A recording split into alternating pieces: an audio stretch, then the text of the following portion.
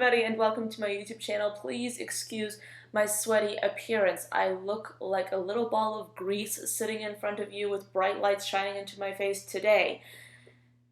It's really hot outside. It really is. And I do not want to have the AC on because I know that it will wreck with my sound and I do not want that. So today we're going to be filming this video not looking like the glamorous YouTuber I want to be. So anyway, today we're going to be talking about the new strawberry collection from ColourPop Cosmetics, specifically the new strawberry shake palette, which they are releasing on August 1st. I think by the time you guys see this video, it'll be either August 2nd or 3rd, so you guys probably might have already seen some content from me featuring this palette, because I am going to be doing a video in which I do a look inspired by this palette, and I believe that I posted that yesterday when you're seeing this video. So I basically went on Photoshop yesterday and I went a little bit crazy and I created my fantasy version of the ColourPop Strawberry Shake palette. So anyway, this is the original palette, and this is the new and, in my opinion, slightly improved strawberry shake palette. So anyway, these videos are really fun for me to make. You guys know that almost whenever a new palette comes out that has any sort of noteworthiness attached to it, I almost always do a redesign because they're fun for me, they're exciting. I like to inject my little personal fantasy kind of version of a palette into a launch, and it's just fun for me to do that. So I will say that this video is in no way, shape, or form meant to just overly critique what ColourPop is doing. I don't have a beauty brand. I don't know what it's all about. I'm just giving you guys my personal opinion and my personal preferences. You guys know, if you watch my channel on a regular basis, I love colorful makeup. It's fun for me. That's what I want in a palette. I already know that I have so many neutral palettes already in my collection, and I know a great many of you also do as well. So whenever I do a video like this, I almost always just spew colorful throw up onto a eyeshadow palette. But to start off, this palette was obviously inspired by the strawberry milkshake kind of palette, and I tried to keep that in mind when creating this palette. What ended up happening is I basically created a palette that had a juxtaposition between pink shades, red shades, and a little bit of neutral strawberry shaky shades as well. The first shade is called Milkshake. Now, Milkshake in the original palette, you can see on the screen right here the comparison between the two. Milkshake in the original palette, which I think is the one that I'm going to put on here, that color was a very beautiful, I think it's a beautiful, sort of rosy tone shade. It definitely had some pink in it. I wouldn't necessarily classify this as the most bright color out there, and I felt like this palette, I kind of felt like it needed some more just bright stuff.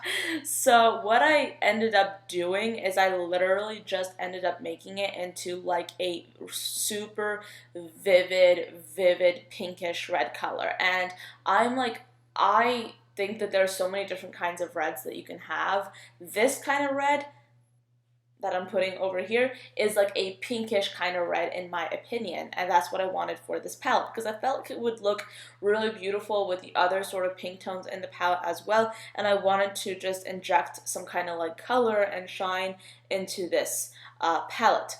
So moving on, the next shade is called Whipped.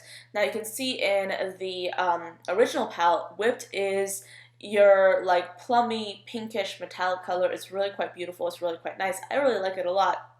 However, I felt like a plum color, a plum metallic, didn't really have much place in a palette that was strawberry milkshake themed. So what I wanted to do is I essentially just pumped up the saturation and I downplayed the blue tones, and that basically ended up creating a very just red, just bright red color, a very strawberry color, if you will, and that of course is a metallic. The next shade is called Woke, and I really liked the original color Woke because it's such a beautiful neutral transition color, and no, it's not a shade that I would wear all the time, it just isn't, but I can see it fitting in with that palette because it fit in with the color scheme of the original palette. However, once I had tinkered around a bit and once I had pretty much like gone all out, I realized that that color, the original color, just didn't necessarily tie in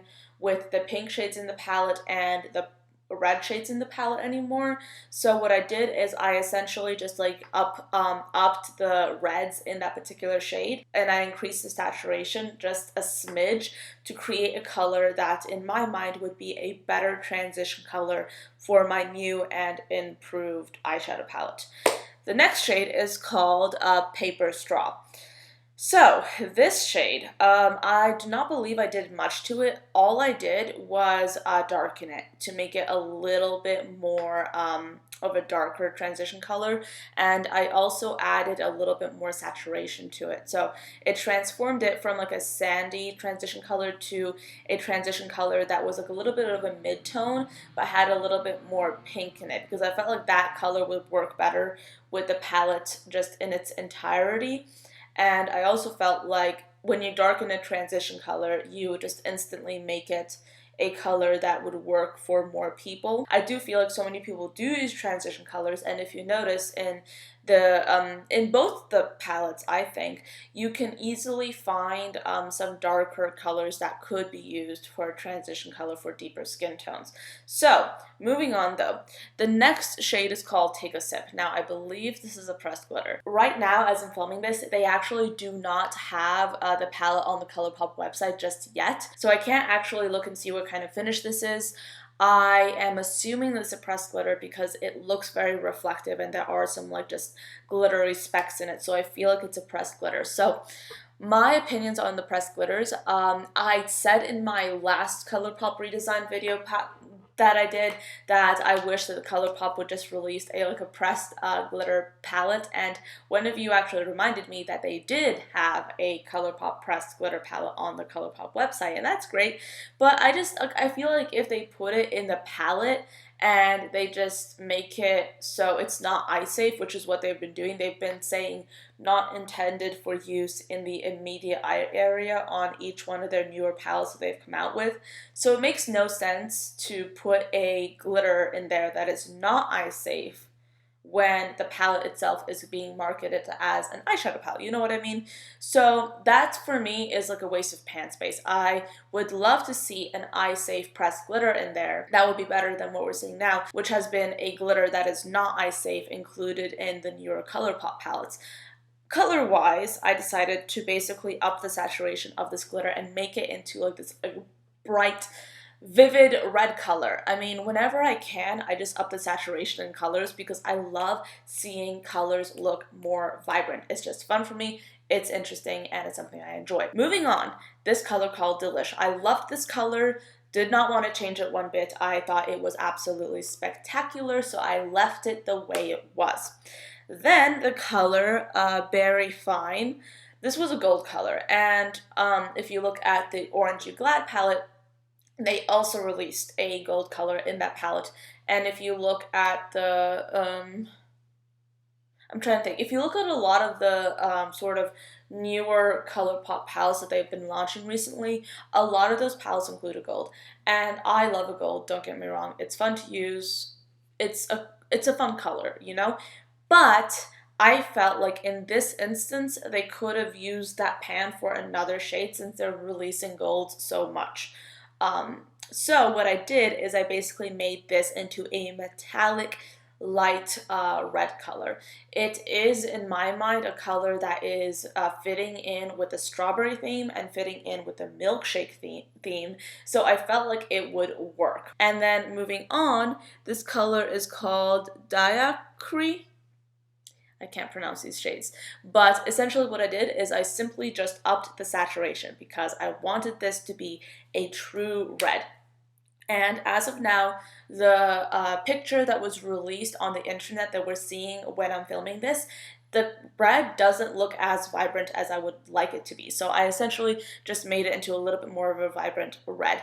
And then the last color is called Shake It Up. Shake It Up, I did not change one bit. Do I absolutely love this color? No. But do I feel like it fits into the theme of the palette and it would be appealing to the customer who is buying the palette potentially? Yes. So that's why I left Shake It Up in the palette. I mean, I feel like with these redesigns, I could make this into a palette that would just be like my dream palette and my like own version of it. But like with these redesigns, I really want to emphasize that in most cases, I want to create a palette that fits into what the brand is doing at the moment, and I also want to create a palette that is appealing to what I see a certain brand's customer as being. So if I made this into a palette that was completely me, I feel like it would take away from the original theme of the palette, and I feel like it wouldn't be fitting in with ColourPop's customer base from what I can see of it, if that makes any sense. So yeah, I mean, I feel like this would be like a good palette for me, and I feel like I would totally want to buy this palette if it was redesigned in this way. But this is a palette right here. And do I think it's like the most amazing palette ever? I mean, color-wise, no. Of course, people might try it and people might think it's wonderful, but I mean, I don't really think it's like a amazing palette, and therefore I feel like I wouldn't necessarily want to spend my money on it. There are other ColourPop monochromatic palettes that I definitely do have my eye on, but this palette is just not one of them. I feel like there was so much room in here to really make this like a bright, popping eyeshadow palette, and of course they have their own creative style, but I would want to see something like this from a strawberry palette, and of course that is my opinion. But since I don't absolutely love this eyeshadow palette right here, I don't think I actually want to get it. So on that note, that is the end of this video. I hope you guys enjoyed it and found it interesting. Thank you so much for watching till the end. If you're interested in seeing more of my redesign videos, and there are a ton. I love going into these videos and I love just like working with palettes and making designs. And I'm actually currently working on a few different mock-ups, a few different ideas for like some fantasy collections that I have in my head that I want to show you guys in some videos. And until then, I still do have some other videos on my channel in which I just show you guys different palettes that I've created from my imagination, if that makes any sense. So yeah, thank you so much for watching. I hope you enjoyed the video, and I will see you tomorrow. Bye guys.